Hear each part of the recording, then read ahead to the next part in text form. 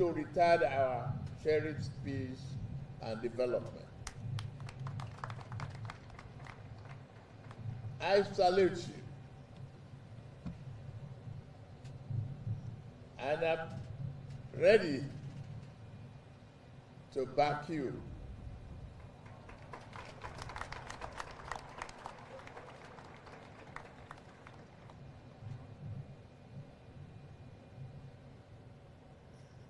You never lost any battle.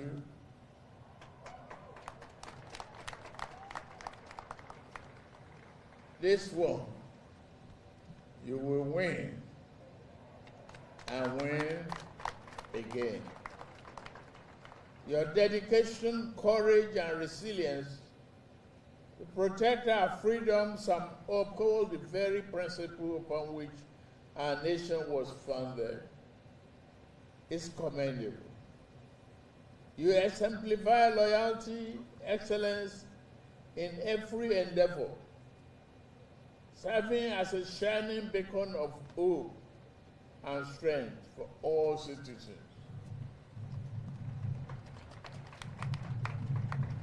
We recognize the burden you bear and the challenges you face. You stand ready to respond to any threat, ensuring peace, stability, and security of our country. One thank you is not good enough. I say thank you, and thank you all over again.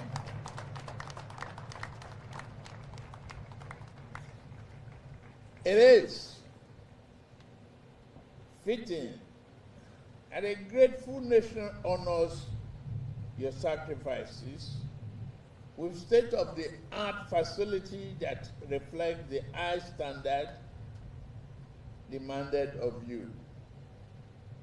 Under the banner of our Renewed Hope administration, I reaffirm my commitment to building a well-equipped and truly professional military that embodies our nation's pride. In this regard, I have authorized measures to enhance our operational effectiveness. I want to remind you all, okay, that just word salads, an arrangement put together to massage the ego of an illegitimate man occupying the office of a president of Nigeria. And apart from that show of an moral view, there is nothing else that actually tells that the welfare of the military or the soldiers in Nigeria is going to change for the better. Nothing. It is just a mere sort of ego tripping kind of. The senior military officers there, I mean, they've been smiling to the banks for a while now. So this is not the first time. But this is the list of part of their own cash out since the civilian, since the incursion or the introduction of the civilian rule in Nigeria 25 years ago. It has actually been a pastime for them that if you take off some of the uniforms they are wearing underneath it, they are pure civilians who have been unable to actually protect the country, protect our people. Like I said, it lacks any substance whatsoever. Under them, more Nigerians have been killed in the last 1 year alone. More Nigerians have been kidnapped and more Nigerians have paid ransoms. So they have done well in intimidating and threatening the supposed media and the people that are supposed to actually expose them. Because their modus operandi is if you dare expose their ineptitude, their incompetence, and their corruption, you will be charged for treason. That has been the modus operandi, modus of operation of theirs. So to them, right, just continue to say everything is fine, everything is fine. Therefore, if you ever get caught or get caught up in the crossfire of these terrorists whatsoever, you are on your own. They have always been reporting they are clamped down on terrorists, but yet terrorism has remained like at its highest in Nigeria. It is a multi-billion dollars environment industry, by the way. So this is the list. Painting buildings, renovating inner roads within their barracks, and then renaming the entire place after Tinubu. But the real welfare, the welfare of the real soldiers, it's all mouth, just talks.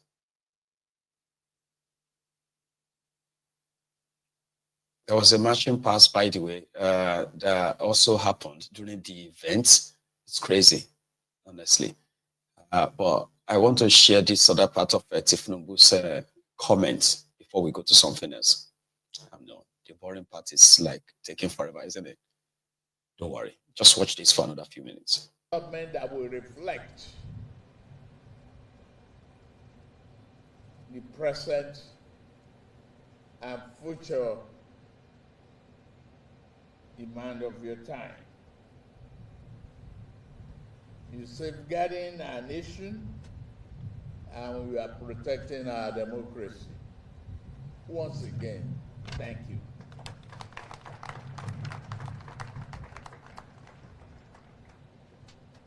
As we break the ground on this armed forces complex, let it symbolize our nation's respect and administration for your unwavering service and our dedication to providing the resources you need to function better. This edifice, when completed, will not only stand as a center of loyalty, but a national monument that every Nigerian will be proud of.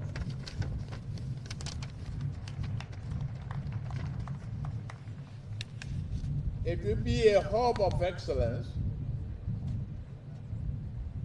re-energizing able leaders who are committed to safety of our citizens.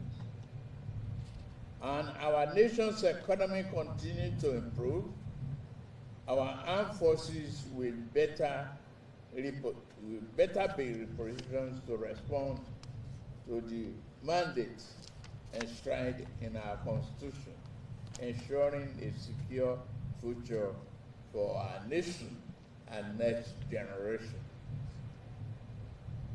I am particularly proud to share that our efforts in developing a military-industrial complex have begun to yield positive results.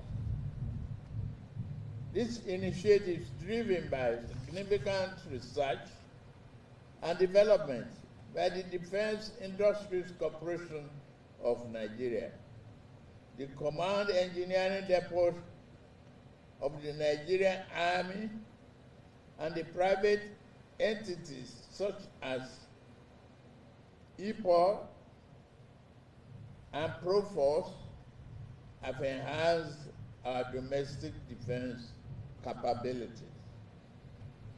Thus, with great pride and pleasure, I announce the assembly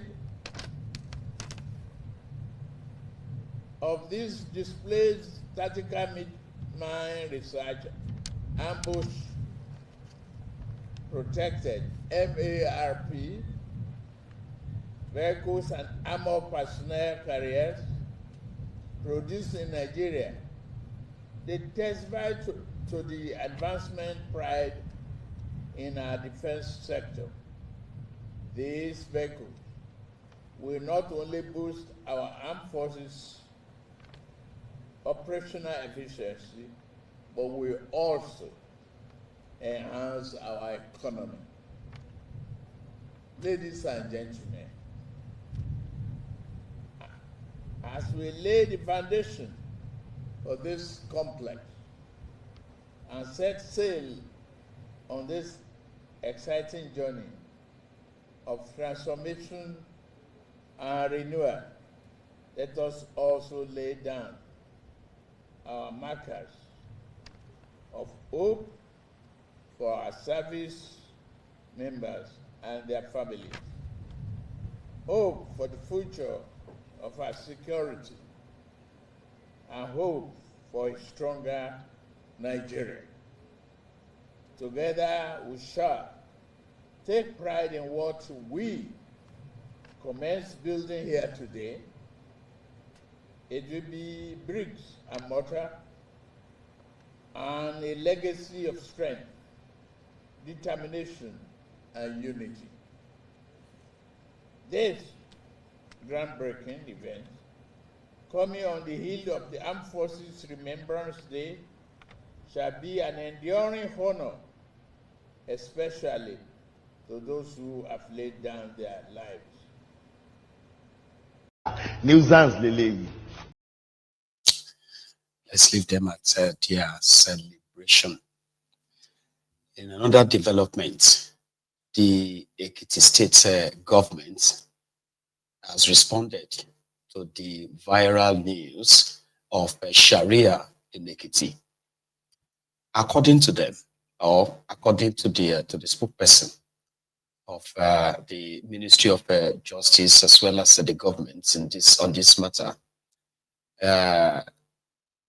they said there is nothing called Sharia in Ekiti legal structure. Now, if you have anybody pushing this kind of agenda in Ekiti, right, they will be treated as the enemies of Ekiti and will be dealt with accordingly.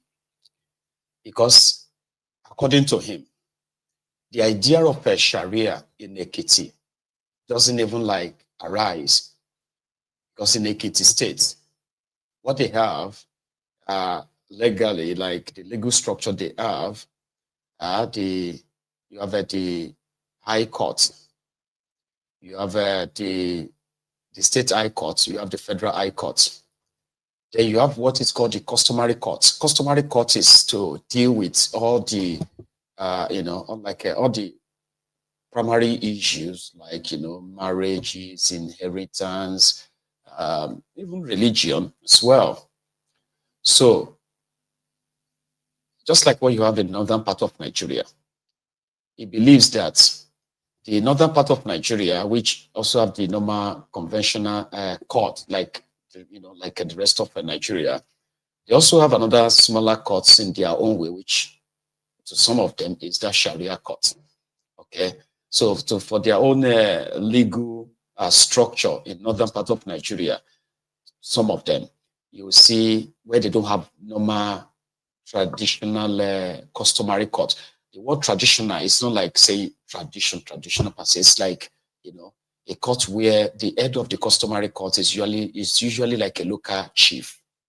Okay, so where disputes, like local disputes, kind of like a settled, and where this cannot be settled, then you can take it to the state high court. Okay, where even land matters cannot be settled, then that's when you go to the higher court.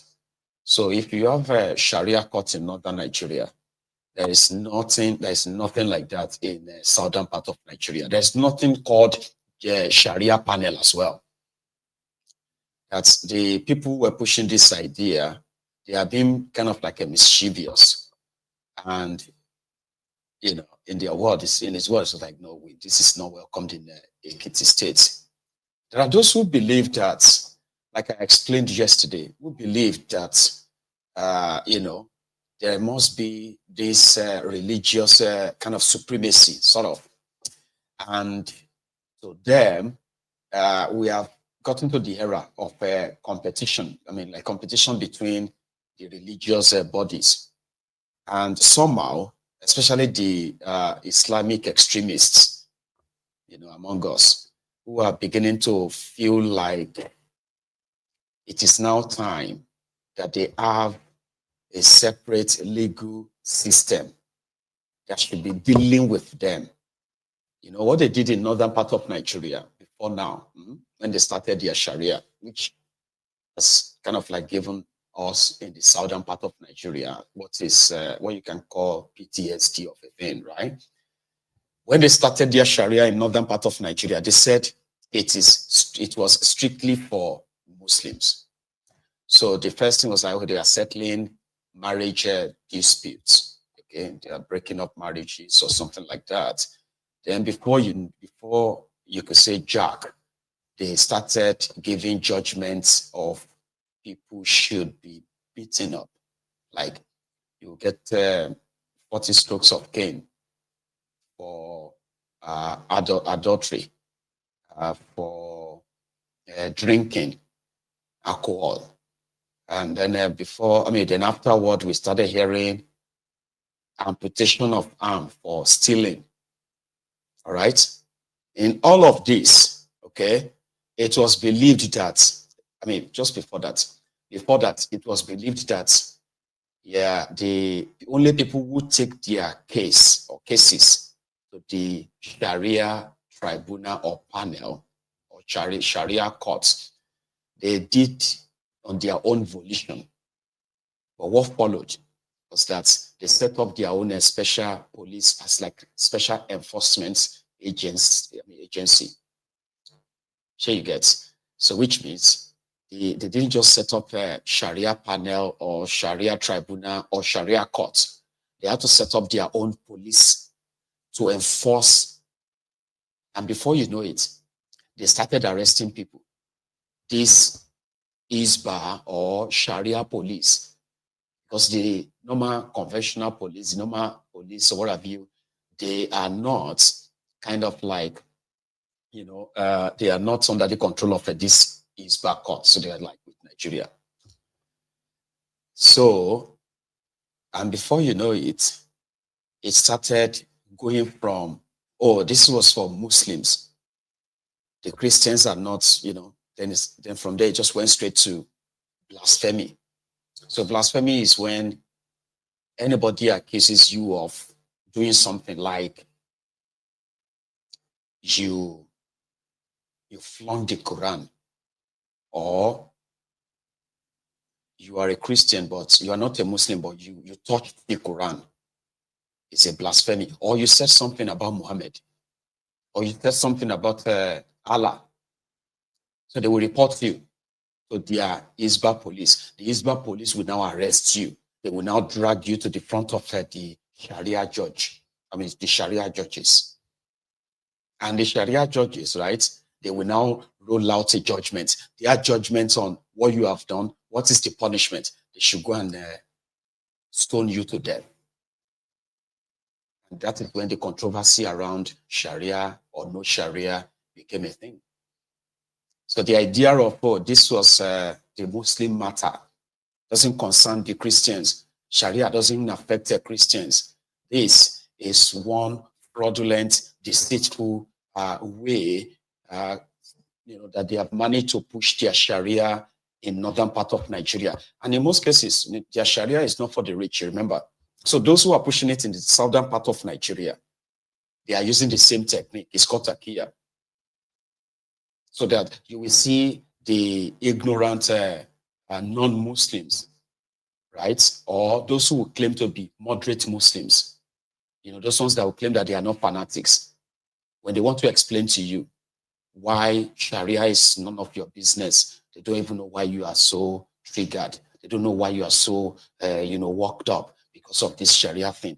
It doesn't affect Christians. It is just a Muslim this and that. That is how they did it in northern Nigeria. In fact, that is what we heard that they told Obasanjo that allowed them to have the Sharia coded into their criminal code in northern Nigeria. They defended, they said, no, it's got nothing to do with other religion. No. It's people are just ignorant. They don't understand. The way this Sharia thing work, it doesn't have anything to do with, once you are not a Muslim, it's none of your business. Stop suffering from Islamophobia. That's what they say. But we all know that the political Sharia in Nigeria It is never about morality. It is never about Islam. It is completely about control, subjugation, and the rest of that. And if you are, or if you have been anywhere where they have tried to convince some of you, typically in that contraption Nigeria, in southern part of Nigeria, if you ever kind of